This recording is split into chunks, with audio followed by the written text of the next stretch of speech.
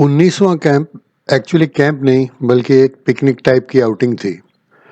हमें ताड़ोबा गए हुए 1 साल से ऊपर हो चुका था और इसकी वजह ये थी कि बीच में मैंने एक नया वेंचर शुरू किया था, एक IT training centre focal point. ये टाटा इन्फोटेक की फ्रेंचाइज थी और इसे संभाल रहे थे धनराज उर्फ डैंडी। धनराज मेरी शूटिंग एकेडमी की कोर्स का एक स्टूडेंट था और रेंज से आते जाते उसने ये ट्रेनिंग सेंटर का आइडिया फ्लोट किया था। लेकिन बढ़ते हैं कैंप की तरफ। तो 9 जुलाई शाम को 4 बजे सतीश, सुनील, डैंडी और मैं निकले कैंप नंबर 19 पर। टारगेट हमारा था अपर वैतरना लेक एंड डैम। ये लेक कसारा घाट से चढ़ते हुए एक छोटा सा लेफ्ट निकलता है रेलवे लाइंस के नीचे से, उस पर से एक्सेसिबल था। वैतरना नदी को 3 दफ़े डैम किया हुआ है, अपर, मिडल और लोअर। तो ये डैम सबसे ऊंचाई पर है और हम यहाँ पहले कभी नहीं गए थे। 4 बजे घर से निकले, घोड़बंदर होते हुए थाना रुके विस्की और बियर खरीदने के लिए। फिर सीधे आरके ऑटोमोबाइल्स कसारा पे पहले डीजल ले लिया। डीजल के दाम अब बढ़कर 12 रुपये 1 पैसे हो गए। फिर थोड़ा घाट चढ़कर हमने लेफ़्ट ले लिया और छोटी सी सिंगल रोड पे आ गए। लेकिन इस रोड पे कोई ट्रैफिक नहीं होता। टाइम बरसातों का था तो कुछ वाटरफॉल्स के पास रुककर प्योर मिनरल वाटर भी पिया। कैंप साइट पहुंचते पहुंचते हमें रात के 8:30 बज गए और अंधेरा घना पड़ चुका था। एक देवगांव के पास लेक के किनारे अच्छा फ्लैट स्पॉट ढूंढकर हमने गाड़ी पार्क कर दी। सुनील और डैंडी खाने की प्रिपरेशन में लग गए और मैं और सतीश बाकी सामान निकाल के टेंट पिचिंग में। बड़ा टेंट लाए थे जिसके के ऊपर एक कवर भी होता है, तो बरसात का भी टेंशन नहीं था। गाड़ी की पार्किंग लाइट्स ऑन रखी लाइट के लिए और विंडोज़ डाउन रखी म्यूज़िक के लिए। मैट्स बिछाई और विस्की और बियर के सहारे कुछ हंसी मजाक होने लगा। कैसा रहा मजा आने मिलन?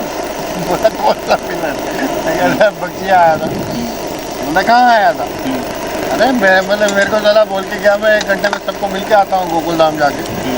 बोलता मेरे को नहीं मिला। तो मिलने क्यों गया? पता नहीं क्या करके आया वो, जो भी संजय को मिल के आया, जो भी किया उसने। ऐसी इसकी झाट चली तब से बोलता है कि साला अभी आज से बच्ची का नाम मत लेना मेरे साथ। अबे साला बच्ची की बार-बार बात कौन करता रहे? थोड़ी थोड़ी ठंड थी और थोड़ी हवा भी। हवा अपने साथ बारिश की बूंदों को भी ले आई, तो स्टोव बुझाकर गाड़ी के नीचे ढकेल दिया और हम गाड़ी के अंदर बैठ गए। बारिश ने तेज़ी पकड़ ली और रात 1:30 बजे हमें मौका दिया खाना खाने का। 2 बजे हम टेंट में घुसकर सो लिए। मेरी .45 कैलिबर की मैन स्टॉपर मेरे पास ही थी, जस्ट इन केस। 3 बजे कुछ मछुआरे अपनी बोट्स में लेक के किनारे हमारी तरफ आ गए और उनकी हलचल ने मुझे जगा के रखा। उनके जाने के बाद थोड़ी आंख लगी तो 4:45 को सुनील भाई ने मुझे उठा दिया। कह रहा था, सुनीता उठ, सब गीला हो गया है। मैंने मन में सोचा, वाह भाई, रॉयल चैलेंज, क्या बात है। फिर कुछ नींद आ गई और थोड़ी देर में मैंने एक साइड पर करवट ली तो मुझे सपना आने लगा मैं किसी लेक में तैर रहा हूँ। लेकिन कुछ पानी जब कान में गया तो मैं उठ गया। ये कोई सपना नहीं था, हकीकत में टेंट में 4 इंच पानी था। 2 साल से सतीश भैया टेंट यूज़ कर रहे थे और ना जाने कहाँ से उसका कोई सीम खुल गया था। टेंट ने पानी को अंदर आने से तो नहीं रोका, पर बाहर जाने से ज़रूर रोक रहा था। मैंने सबको उठाया और हमने जो हो सकता था वो सैल्वेज करने की कोशिश की, लेकिन मेरी पिस्टल, रुपए और कपड़े सब भीग गए थे। सवेरा हुआ तो टेंट, स्लीपिंग बैग्स सबको स्क्वीज़ करके सारा पानी निकाला और पैक करके हम वेरी वेट वैतरना से निकल लिए। नासिक हाईवे पे घोटी के पास निकले और वहाँ नाश्ता किया। नाश्ता खाते खाते आज के ऑप्शंस डिस्कस हुए। चॉइसेस थी रंदा या दबोसा। पर वोट सारी दबोसा को ही मिली, तो वापस देवगांव की तरफ से मोखाड़ा और जवार की रोड पकड़ ली। जवार पहुंच के पहले स्टोव रिपेयर करवाया और रात के लिए चिकन खरीदा। सामान पूरा गीला था तो प्लान बना कि किसी छोटे से सर्किट हाउस में रात बिताते। छत तो चाहिए थी। पहले सोचा डबोसा वाटरफॉल देख कर आते। रास्ते में आइडिया आया कि हम बहुत टाइम से एक आदिवासी मॉक वेडिंग फिल्म करना चाहते थे, तो क्यों ना किसी आदिवासी पाड़े में जाकर रात बिताई जाए, दोनों काम हो जाएंगे। कुछ पूछताछ की तो बताया गया रास्ते में एक गांव पड़ता है वाडोली, वहाँ एक टीचर के घर में एक एक्स्ट्रा रूम भी है और शायद वो दे भी दें। वाडोली पहुँचे। टीचर का घर रोड से सबसे पहला था। एक कमरा भी खाली था, या यूँ कह लो एक बांध था। फर्श पे गोबर और आधे रूम में घास स्टोर्ड थी। लाइट भी नहीं थी, लेकिन हमें पसंद था और टीचर भी मेहमान नवाज निकले, तो हमने भी हाँ कर दी। ये सब सेट करने के बाद हम आगे दाबोसा गए। दाबोसा में बहुत बदलाव आ गया था इन 9 सालों में। अब पूरा गांव इलेक्ट्रीफाइड था, स्कूल भी पक्का बन गया था और बड़ा बन गया था, और लोग अब नंगे नहीं घूमते थे। हम वाटरफॉल के व्यूइंग पॉइंट पे पहुँचे तो एक सुमो भी आ गई, टूरिस्ट से भरी हुई। अफसोस कि सुबह सुबह सबके हाथ में विस्की के गिलास भी थे। वापसी में देखा एक बाबा दाबोसा के बाहर एक मंदिर में अड्डा जमाए हुए हैं और 20-25 गाड़ियां आई हुई थी। पता चला कि वो आयुर्वेदिक दवाइयां देते हैं और बहुत पॉपुलर हैं। संडे को बीमारों की भीड़ लगी रहती है। हम 2:30 बजे वापस वाडोली पहुँचे। सामान खोलकर बाहर सूखने के लिए रख दिया और एक मिल्क मेड कैन से कुछ चाय भी बनाई और लंच के लिए बेक बीन्स। गांव के ट्राइबल्स कोकणी वर्ग के थे।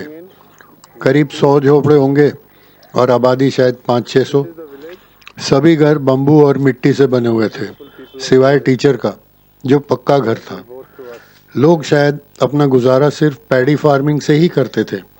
हमारी presence talk of the town बन गई और सब एक टक हमको घूरते रहते थे। हमने बहुत कोशिश की कि एक आदिवासी डांस या शादी हमारे लिए की जाए, नेशनल टीवी पर दिखाएंगे, लेकिन वो लोग नहीं माने। हमने गांव की वीडियो बनाई तो 2-3 दफ़े विलेजर्स की रिक्वेस्ट पे कैमरा पर दिखानी पड़ी। बहुत गिगलिंग हुई।